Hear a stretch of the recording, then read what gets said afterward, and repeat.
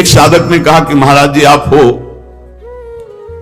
तो हमारा जीवन आपके शासन से सही चल रहा है, कल जब आप नहीं होंगे तो आपका शासन नहीं होगा। आज उसका समाधान सबके लिए कह रहे हैं जिन साधकों के अंदर है। आप किसी मनुष्य की शरण में हो गया? पहला हमारा प्रश्न है उन साधकों से जिनके हृदयों में यह बात है कि अगर सामने से ये शरीर चला जाएगा तो हमारी साधना बाधित हो जाएगी, हम एक असहाय असमर्थ अनाथ हो जाएंगे। तो हम ये पूछना चाहते हैं आप पांच भौतिक शरीर के शरणागत हुए हैं क्या? तो उत्तर आएगा नहीं, क्योंकि कोई शरीर का शरणागत नहीं होता है। शरीर परिवर्तनशील, नाशवान, प्रतिपल नष्ट हो रहा है। आप किसकी शरणागत हो?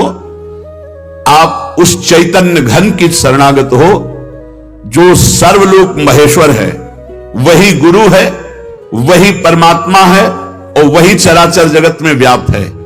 क्या वो त्रिकाल में तुमसे कभी अलग हो सकता है?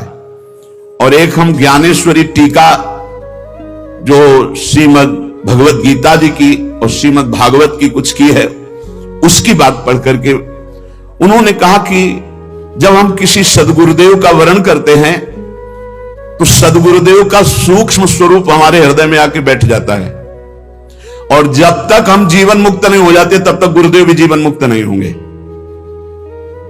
कौन से गुरुदेव? जो आपके दिमाग में बैठ गए, आपके अंदर बैठ गए।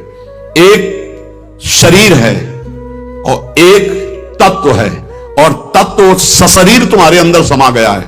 आप देखो महाराज जी ने बात कही थी, तो महाराज जी सामने दिमाग में है और उनकी बात सामने है। ये पूरे जीवन तुम्हारी रक्षा करेगी। और भरण पोषण ना कुछ हमारा था, ना है, न रहेगा। प्रभु हमारे हैं, प्रभु का सब कुछ है, प्रभु का सब कुछ था और वही सब कुछ करते रहेंगे। तुम निष्ठावान बनो, तुम अलग से भुवन रचना कर देंगे तुम्हारे लिए भगवान। एक छोटे मोटे स्थान की बात क्या, अलग से तुम्हारे लिए भुवन रचना कर देंगे। यदि गुरु निष्ठा वाले हो तो विश्वास कर लेना, पहले तुम्हारा विश्वास का परीक्षण होगा और परीक्षा में पास हो गए तो भुवन के भुवन तुम्हारे कर देंगे। अनंत ब्रह्मांडों के मालिक हैं। तुम अपनी जीवन की परवाह करते हो, इसका मतलब तुम शरणागति में अभी कलंक लगा रहे हो। मेरा प्रभु बचपन से कह रहा हूं, इसीलिए बोल देता हूं, यह अहंकार बना ही रहेगा।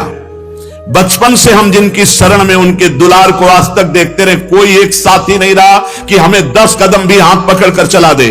13 वर्ष की अवस्था कोई अवस्था होती है, ज्ञान विज्ञान संपन्नता होती है, और उसी समय से गंगा का किनारा पकड़ा और आज तक मेरे भगवान मेरे साथ ऐसे करुणा कर। तो वो भगवान क्या तुम्हारे नहीं है? क्या तुम्हारी शरणागति का वो पालन नहीं करेंगे?